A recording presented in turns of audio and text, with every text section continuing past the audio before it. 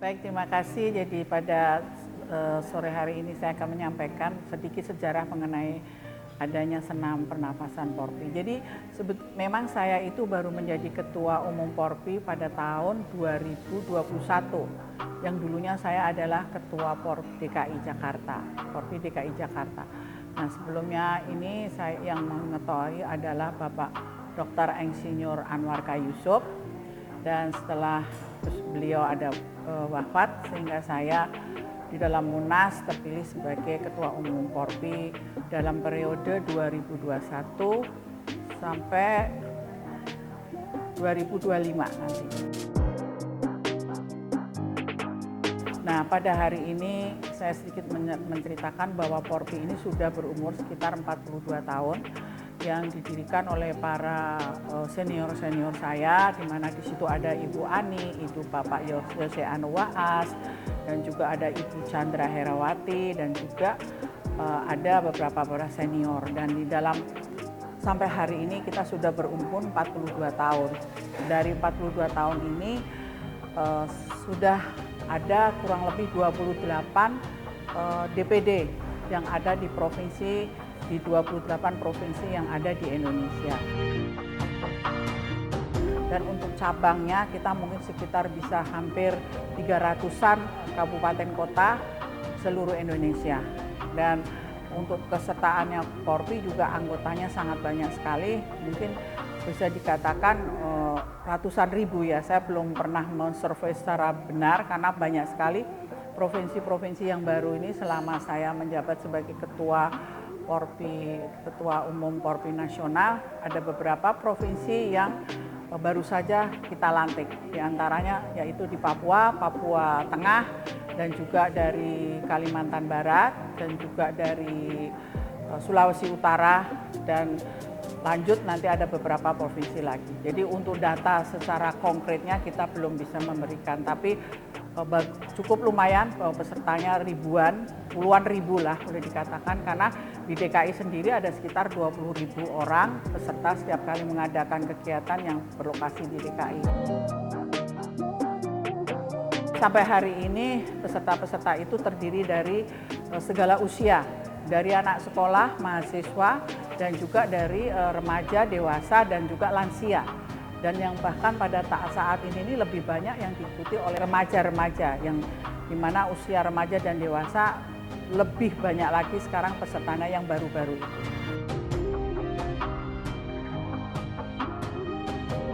Yang jelas di dalam paket senam Porpi kan ada pernafasan, itu yang basicnya sebenarnya Tai Chi. Senam pernafasan itu kan basicnya Tai Chi. Dan pada paket Porpi juga akan saya sebutkan bahwa paket Porpi itu dari dulu pertama kali adanya Porpi itu bahwa paket Porpi itu terdiri dari peregangan otot, terus persendian, terus pemanasan, baru ditutup oleh pernafasan, yaitu untuk pendinginan. Jadi dari dulu kita itu selalu ada senam peregangan otot, selalu ada senam persendian, selalu ada senam disko-disko dan kreasi-kreasi untuk meningkatkan, istilahnya kita itu meningkatkan kurva intensitas agar supaya denyut jantung kita sudah meninggi, baru itu ditutup dengan senam pernafasan untuk pendinginan. Jadi paket Porpi ini bukan dibuat sehari dua hari, tadi mulai dengan adanya Porpi kita tuh sudah ada yang namanya peregangan otot, sudah ada persendian, sudah ada pemanasan, yang dimana pemanasan itu adalah dari disko-disko Porpi dan juga dari kreasi-kreasi yang ada di senam Porpi. Nah, kebanyakan disko-disko mau Porpi itu sekarang sudah ada 40 seri dan itu sudah dibakukan, dalam arti lagu-lagunya itu tidak hanya sekedar kita pakai tanpa izin, tapi semua dengan disahkan melalui izin sehingga bisa diedarkan ke seluruh Indonesia.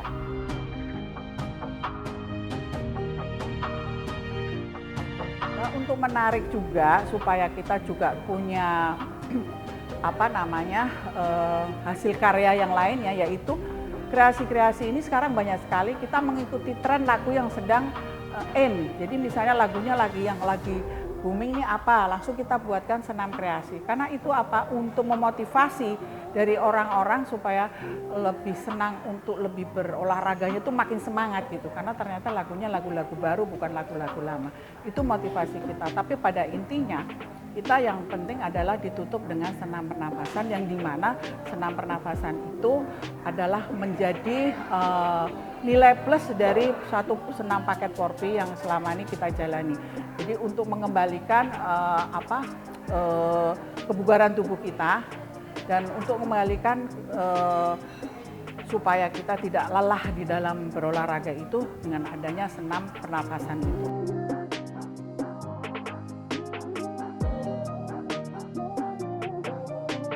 Kita di ranting sini di DKI aja ada 322 lokasi gitu.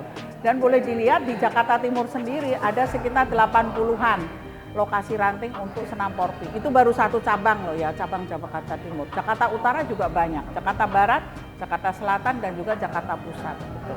Jadi itu di lokasi kita sampai hari ini ada 322 ranting atau lokasi untuk senam yang biasanya dilakukan setiap hari. Nah di situ mungkin di Instagram kita juga bisa dilihat, di Facebook kita juga bisa dilihat di mana kita alamat-alamat kita. Nah kalau untuk di kabupaten kota biasanya mereka akan mencari dulu dengan pusat, dengan kami yang ada di pusat, terutama kepada diklatnya. Karena kita juga punya sosial media yang pengikutnya cukup banyak lah gitu. Jadi mereka langsung nanya kalau saya ada di Surabaya misalnya, saya ada di Surabaya di jalan ini kira-kira ada di mana 4P-nya, itu biasanya seperti itu.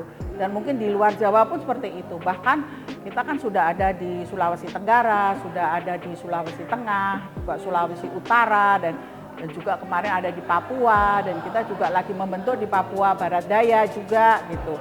Jadi kita selama ini juga terus, saya sebagai ketua umum tidak berhenti sampai di sini aja, tapi terus saya berusaha untuk memenuhi semua target ya sesuai yang arahan Pak Ketua Umum Kormi Nasional juga Pak Hayono selalu mengatakan bahwa sebaiknya peserta itu makin bertambah karena target kita membugarkan Indonesia 2045. Jadi ini tugas dari induk-induk organisasi yang berhimpun di Kormi untuk menambah anggotanya baik di pelosok-pelosok seluruh Indonesia.